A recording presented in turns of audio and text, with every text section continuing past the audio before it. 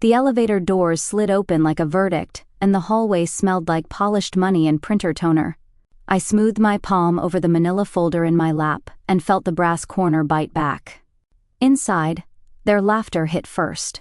Not warm, familiar. My mother saw me and stopped mid-sentence, as if my face was a typo. You. My father didn't bother to hide the chuckle. Look who wants a cut. I kept walking. Slow, even steps to the end of the oak table, away from their center of gravity. The velvet pouch rested by my elbow like a small secret. Chairs squeaked.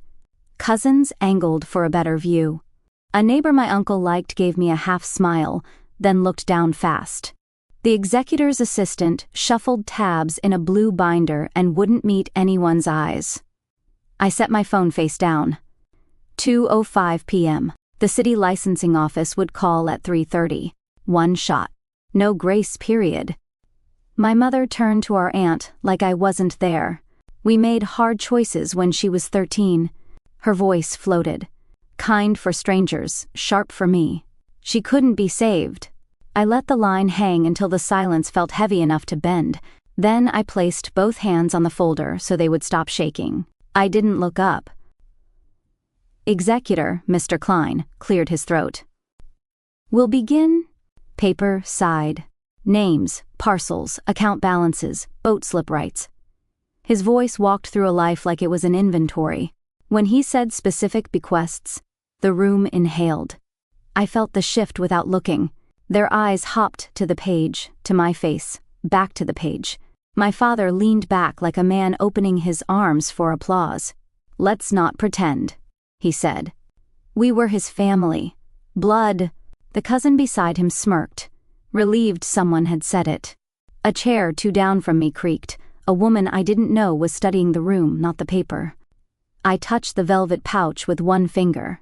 Silver cufflinks clicked together, soft as marbles. My uncle wore them on days he wanted to feel like the CEO of his own small world. Mr. Klein turned to a sealed envelope tucked near the back.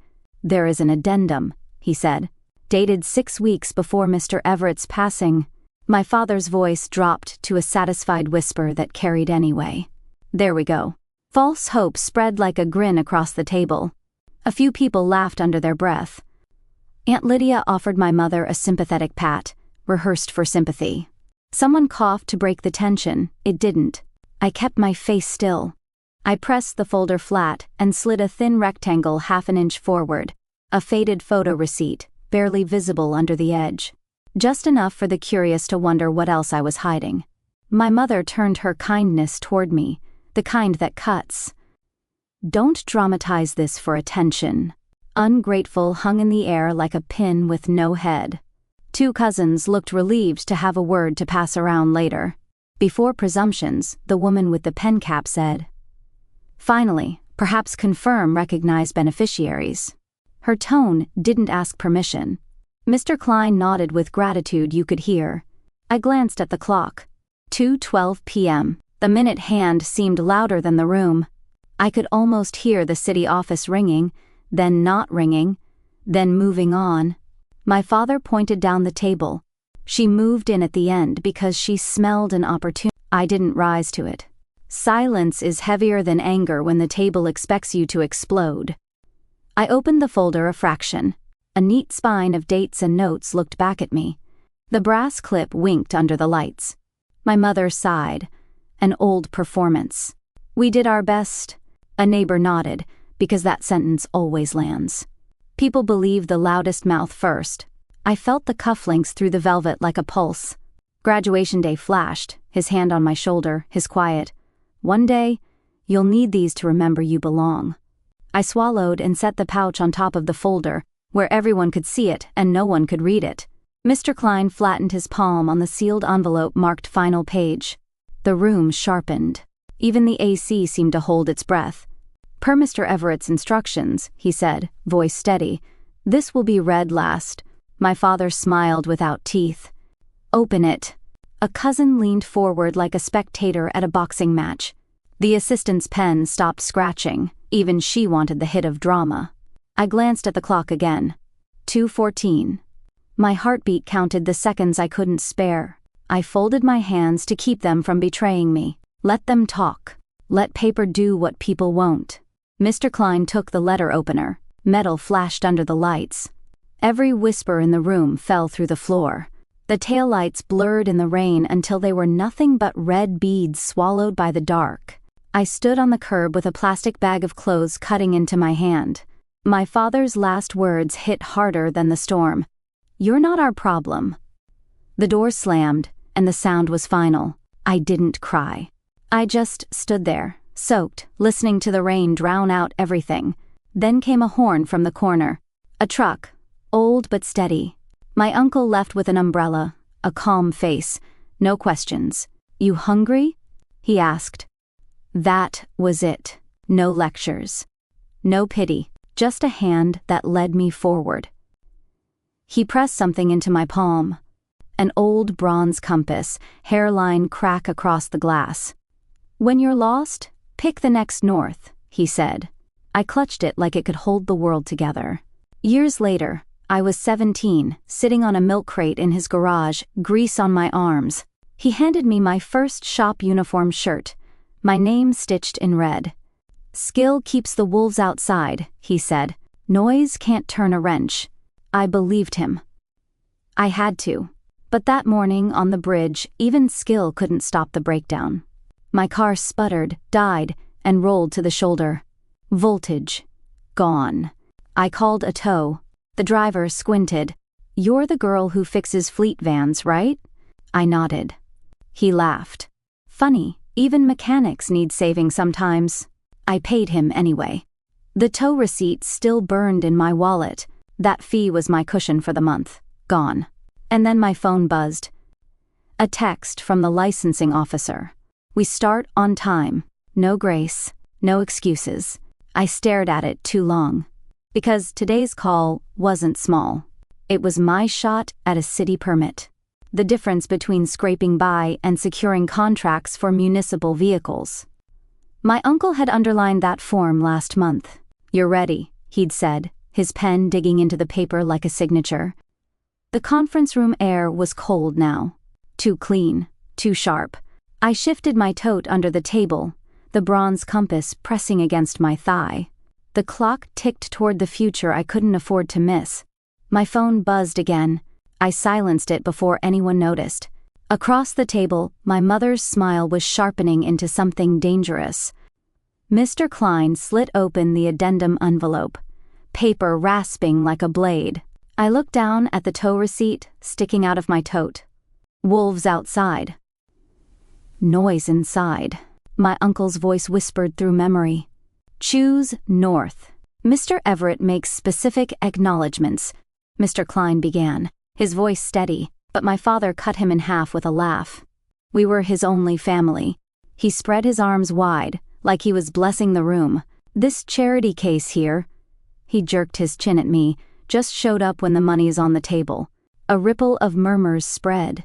A cousin smirked. Another looked down, embarrassed for me, not for him. I didn't take the bait. I lifted the manila folder in front of me. The brass clip caught the light. Inside, a neat line of sticky notes marked June, July, August. Dates. Times. Care. Evidence lives in clarity. Please. Mr. Klein tried again, his voice thin. "Let me read." "No, let's get this clear," my mother said. She pointed, her finger sharp enough to draw blood without touching me. "You were trouble. You ran. We did our best." Her voice was easy. Practiced. The kind of tone people believe without question. I watched a cousin nod, pity pooling in his eyes. For them, not for me. I slid a single sheet across the table. No words. Just paper. A hospice invoice. Bottles. Gauze. Saline. Paid with my card. My name. My digits. Dated exactly to match the sticky notes in my folder. The silence cut deeper than shouting ever could. The chairs shifted. Heads tilted. People leaned closer. The woman with the pen cap, now at Mr. Klein's side, reached out. She scanned the invoice quickly. Her eyes flicked to me. Then she scribbled on a blue legal notepad, leaned in to whisper to the assistant. I caught only 2 words, verification later. Her presence steadied the air like a beam in a crumbling roof. My father chuckled again. It cracked this time. Anyone can buy gauze, he sneered. I lifted my eyes, finally. I lived with him at the end, I said evenly. My voice didn't tremble. It didn't plead. I turned him every 2 hours. I numbered his meds. I changed the sheets at 3 mm. The words weren't a performance. They were bone. My mother scoffed. Performance, she said anyway. She always performs. That insult from my childhood hit the air again. It echoed once. Then it died. The room was unsettled. A neighbor's eyebrow climbed high. The fishing buddy stared into his hands. Mr. Klein's assistant typed furiously. The water glass in front of me stayed full, untouched. Mr. Klein tried to steer the current. The addendum. We will read it formally, but... My father leaned forward, both hands on the table. Someone here has been manipulating. He got sick. She moved in. She smelled of opportunity. His voice was the sermon of the self-righteous. I let his words hang for 1 beat. 2. Long enough for everyone to hear them fall apart in the silence. Then I said it. 1 word. No. It landed flat and final against the polished wood. The woman with the blue notepad, Maya, though I didn't know her name yet, spoke into the stunned air. There's a process. We'll follow it. Her voice borrowed strength from structure. And some people only respect paperwork. I slid the hospice invoice back into the manila folder. The sticky notes glowed pale color against the cream paper. I didn't argue. I anchored. That's when a cousin's phone buzzed loud, breaking the spell. He frowned, flipping it face up. His eyes widened as he read. There's an email, he said, voice carrying across the room. To all of us. From Uncle Everett's church board. Every head snapped up. My mother's lips curled. My father's shoulders eased. False hope lit their faces like fire. And I sat still, the folder shut, my silence sharp as a blade. The cousin's voice cracked as he read. But the words carried like a hammer. To family recipients of the Everett estate. It has come to our attention that Mr. Everett privately expressed regret about undue influence. We ask the executor to consider equitable distribution. Signed, Board of Deacons. A church bulletin was attached. The stamp of authority, even if it was hollow. Gasps rippled. A cousin muttered, regret? Another whispered, influence? Heads tilted toward me like I'd already been judged. My mother's face stayed porcelain smooth. She adjusted her blouse, perfectly composed. My father pressed a fist to his mouth, pretending to cough. His eyes glowed. The receptionist rushed back in, arms full of fresh printouts. Paper slid across the table, wings in flight. People grabbed them. Pages rustled. The narrative snapped away from me in seconds.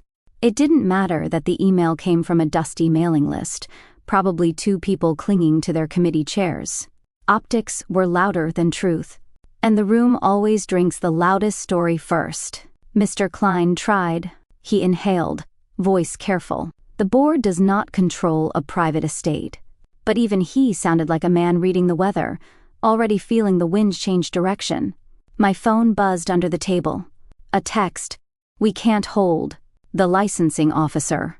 The chance I'd been building toward. I placed the phone face down. The bronze compass pressed against my palm through the tote. True north. Not now. No noise. My father stood, chest puffed like a statesman. I move. We pause this reading for an independent review. He didn't ask. He declared. And heads nodded. Reflexive. Safe. My mother leaned toward me, voice softened for the gallery. It's better this way. Fairness. She played the role of reason, while her eyes dared me to fight. Maya's gaze flicked from me to the pages. She wasn't fooled. But the process binds even sharp minds. We need to validate the email's origin at least, she said. Neutral. Professional. I stared at the addendum envelope still sealed on the table. My uncle's laugh echoed in my head. Dry, amused, sharp as paper tearing. Skill keeps wolves out. Noise can't turn a wrench. Begging would feed the wolves. So I chose silence. Silence heavier than all their noise. Mr. Klein rubbed his temple. Pause. We will reconvene tomorrow at 10. We will authenticate the email and proceed. Chairs scraped back. Conversations flared. My father shook a cousin's hand like a man already victorious. My mother whispered comfort to an aunt, face saintly. I stayed seated. The compass shifted against my leg. North was still waiting. As the room emptied, Maya brushed my elbow. Her voice is low. If there's anything we should know before tomorrow, bring it. I slid my finger along the brass corner of my manila folder. The edge was sharp enough to remind me who I was. I will, I said, and my silence after was the promise. The marina smelled like salt water and solvent, the way it always did at dusk. I walked straight to the garage, my heart loud in my chest, and pulled open the desk drawers my uncle had kept neat to the end. Pencils worn down to nubs, a trout-shaped paperweight, dust, and then, under folded rags, the ledger. His handwriting was tight, cramped, stubborn. Monthly support for N-part school. Tools. Loan to start a van. Every entry bore his initials. 2 had been witnessed, signed by the neighbor across the dock. My throat closed. He'd been recording proof even when no one asked. I flipped the pages, slower this time.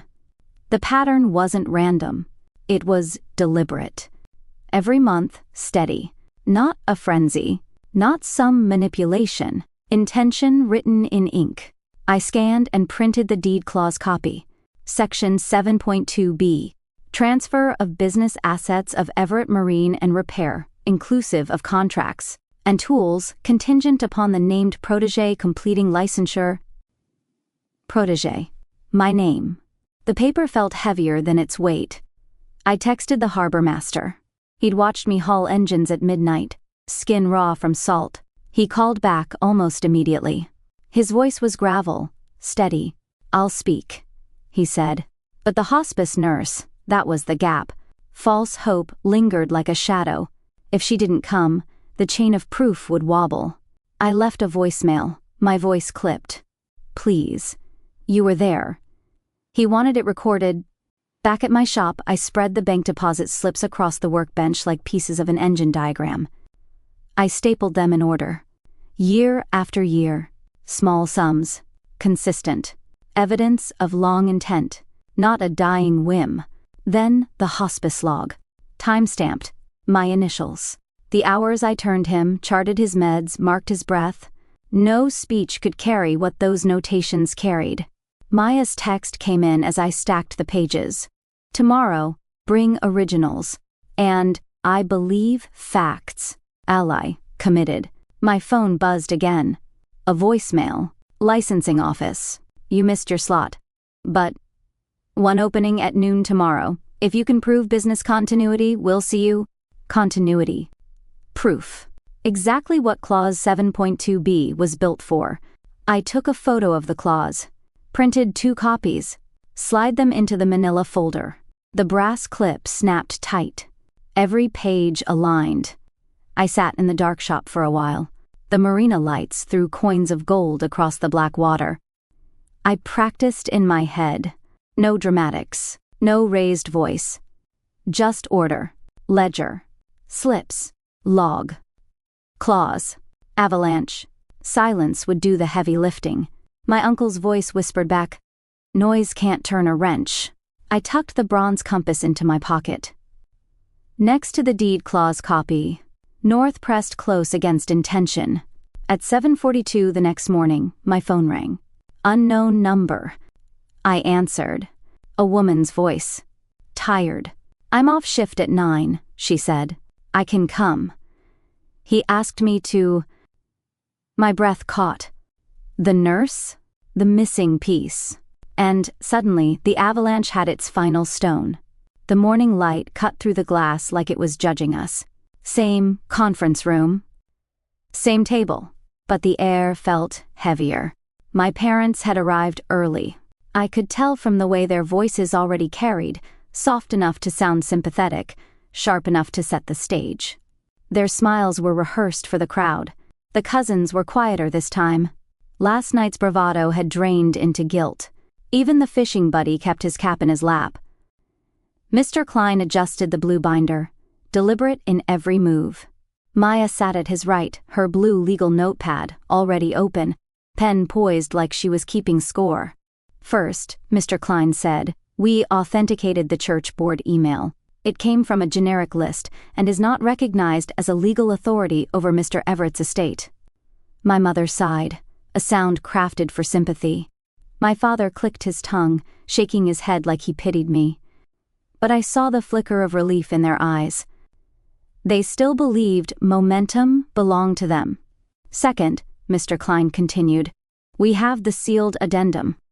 We will read it. But before we do, does anyone wish to place relevant documents on the record?" He glanced at me. It was deliberate. Maya didn't move, but her pen stilled. I rose. Not quickly. Not dramatically. I didn't look at my parents. I set the manila folder on the table and opened it. The first thing I placed wasn't paper. It was a velvet pouch. I opened it and slid 2 silver cufflinks into the center of the wood. Silence. Not a sound in the room. "This is small," I said. My voice even. He gave them to me on days when we had to be brave.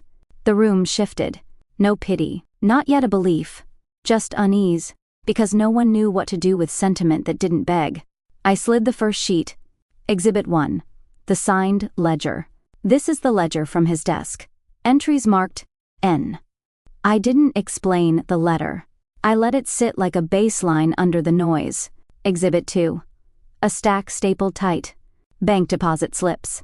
Monthly. For years. Not a flurry, not a frenzy. Intention.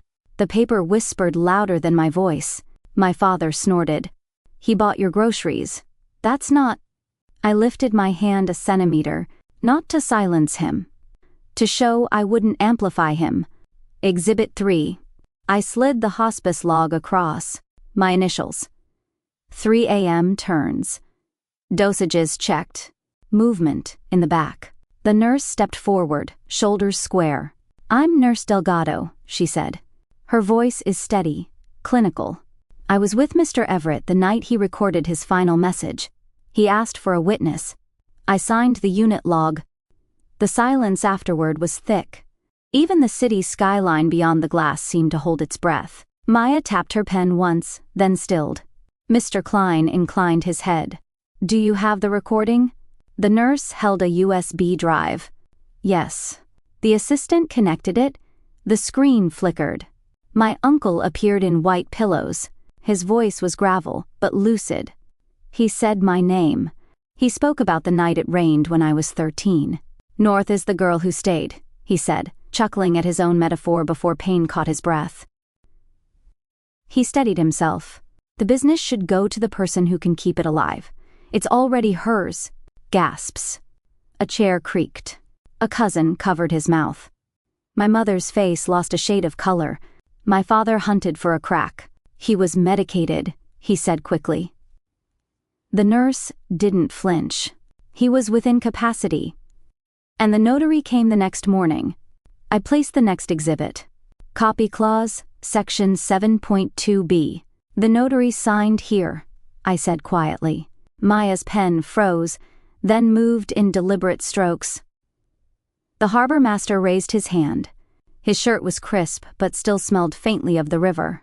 "I witnessed those ledger entries, many times." He said it again and again. "She's the one." The room exhaled all at once. Not belief yet, but the first collapse of doubt. It wasn't one proof. It was a net. Cufflinks, ledger, slips, log, video, deed, witness. My father tried a last pivot. "Equity demands." I turned to him. The first time I looked directly at him in years. Equity is not performance, I said. It's measured. I pointed to the slips. He measured the clause. He wrote the video. He said, my voice never rose. Mr. Klein finally broke the addendum seal. His voice carried. To correct any doubt, I affirm my niece, named herein, as the sole proprietor of Everett Marine and Repair, and the primary beneficiary of the business account, subject to licensing completion within 60 days. Other assets to be distributed as previously described, including a fixed sum to my sister and her husband, not percentage, fixed sum, not a fortune. My parents' postures deflated by inches. A cousin rubbed his neck. The fishing buddy wiped his eyes. Maya glanced up at me. She didn't smile. She didn't need to. I breathed deep. The compass in my pocket pressed against me. North. Always north. I'll honor the fixed sum, I said. My voice cut the air clean, but on one condition. You stop the story that I manipulated a dying man. You send a correction, today. Group email, copy the church board, copy the family, use his words. It's already hers. The room held still. My father's mouth opened, then closed. My mother stared at the cufflinks, eyes wet, voice breaking. You look like him when you stand like that, she whispered. I didn't answer. I wasn't auditioning. Mr. Klein tapped the blue binder. We will proceed with signatures. He slid me a pen. I signed. As I finished, Maya leaned close, voice low. Your noon licensing slot. If you leave now, you can make it. Bring clause 7.2b. I'll email the city to confirm you're the proprietor. I looked at the clock. 11:18. And the ticking started again. The licensing office smelled like ink and dust. I slid clause 7.2b across the counter. The officer scanned it, called Mr. Klein, then pressed the stamp down hard. Approved. No speech, just ink. Authority in red. I slipped the permit letter beside the deed packet in my tote. The brass clip held everything tight. The clock read 12:14. By sunset, the marina air was thick with fried onions. The harbor master pulled out a grill. The fishing buddy unfolded a plastic table that wobbled on one leg. Maya appeared, 10 minutes only, declined a plate, but stayed long enough to sip a soda and mark herself part of the circle. We ate on paper plates. Potato salad, cheap chips, laughter that rose without permission. No stage, no crowd. Just a chosen family filling the silence with warmth. At 3:04, the correction email came. Subject line. Clarification. My parents had copied everyone. Their words were stiff, rehearsed. She acted with integrity. He said it, himself. It was already hers. I read it once. I didn't reply. Mr. Klein would mail them the fixed sum. Boundaries aren't a performance. They're a habit. Back at the shop, before I turned the key in the lock, I pulled the silver cufflinks from the velvet pouch. I set them on the shelf above the workbench, next to torque specs and knot diagrams. Not a trophy. A reminder. Then I slipped on my uniform shirt. The patch over my chest stitched in red thread. Nora. I heard his voice again. Not in the room. Through the rails, through the memory. North is the girl who stayed. I rolled the bay door open.